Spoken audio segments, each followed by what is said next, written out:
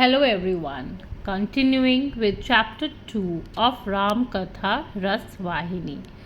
Today we will be continuing with King Aja, and this will also be the last part of chapter 2. True to his words, 10 months later, Raghu was blessed with a son, dazzling like a diamond. The rites of baptism and naming were performed by the palace priest. He was named Aja. He was very charming babe. He grew up into a sprightly boy, eager to learn all the arts and sciences. He became an adept in each of them. His fame as a great scholar and a very accomplished lad spread throughout the land. In the course of time, Raghu also felt his father's urge to place on the prince's head the burden of the scepter and retire to the forest for the contemplation of God. He too called on the ministers to arrange for the transfer of authority by means of the rite of coronation and to synchronize the rite with the marriage of Aja with a suitable bride.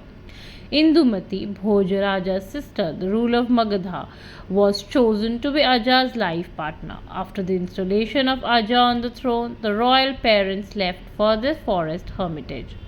Aja, with the queen as his loving partner, won the loyalty of the subjects by his wisdom and empathy. They scrupulously followed the advice given by Raghu on the ways and means of administration. Aja loved and revered the world and inhabitants as the reflections and image of Indumati. He loved so deeply, so he was full of happiness and exaltation. They used to spend days and weeks in beautiful sylvan retreats, admiring the glory and grandeur of nature. Meanwhile, the queen gave birth to a son. The parents were overjoyed at this happy event and had the news communicated to the revered preceptor Vashishta. They wanted ceremonial rites to be done for the newborn baby. He was named Dasharatha.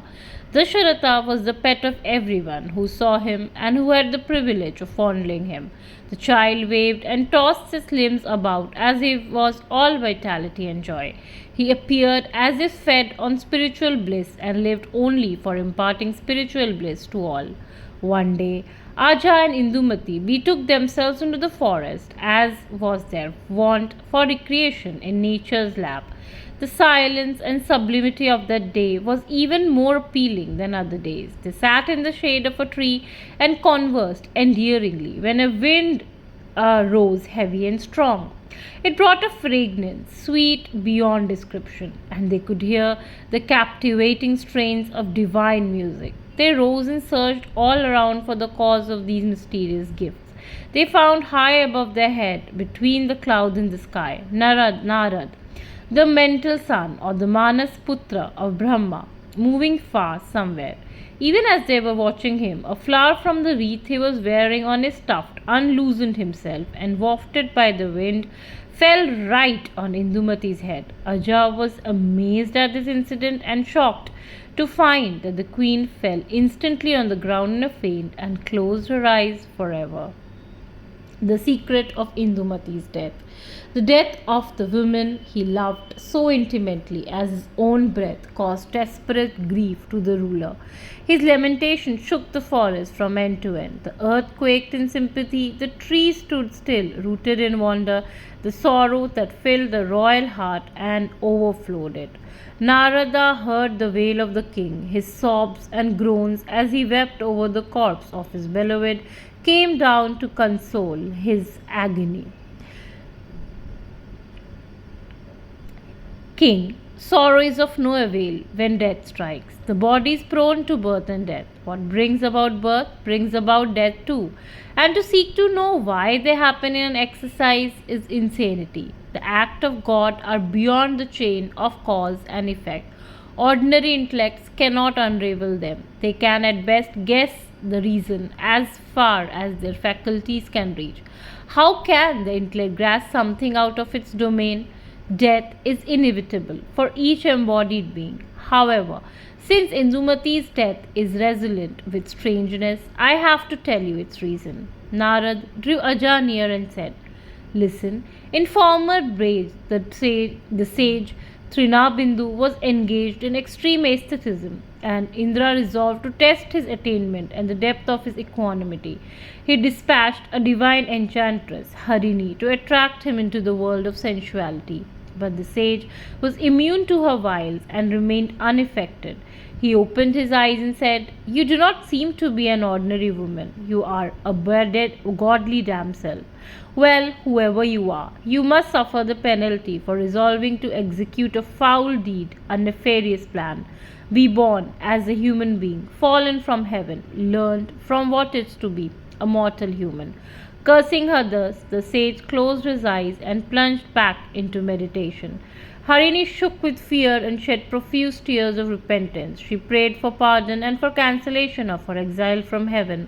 She pleaded pathetically, and for the removal of the curse, the sage melted a little and said, "O weak one, it is not possible for me to take my words, but I shall indicate an occasion where you will be released. Listen. The moment a flower from heaven drops on your head, your human frame will fall and you can return to heaven. Indumati is that divine damsel, and she has found her release today. When a flower I wore fell on her, she rid herself of the curse.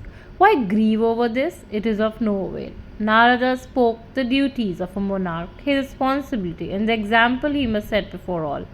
He spoke of the evanescent nature of life and the mystery of death, the ultimate fate of all beings that are born. Then Narada wended his way across the sky. Unable to save his beloved, Aja performed the obsequies and went home. He was grief stricken, and only Dasharath could give him some consolation and renew his will to live. He spent his days in morose dreariness. Since Dasharatha was now a full grown youth, Aja made over the kingdom to him and sat on the bank of the Sarayu river, bent on fulfilling the vow of non acceptance of food. Denying himself the sustenance to continue caused his life to ebb away. When Dasharatha heard the news, he hastened quickly to the Sarayu bank and bewailed the loss of their dear father. He arranged for the funeral without delay and felt some relief that his father had given up his life through a ritualistic vow. He drew some strength from this fact and resumed his duties as the ruler with full mastery of all his varied faculty.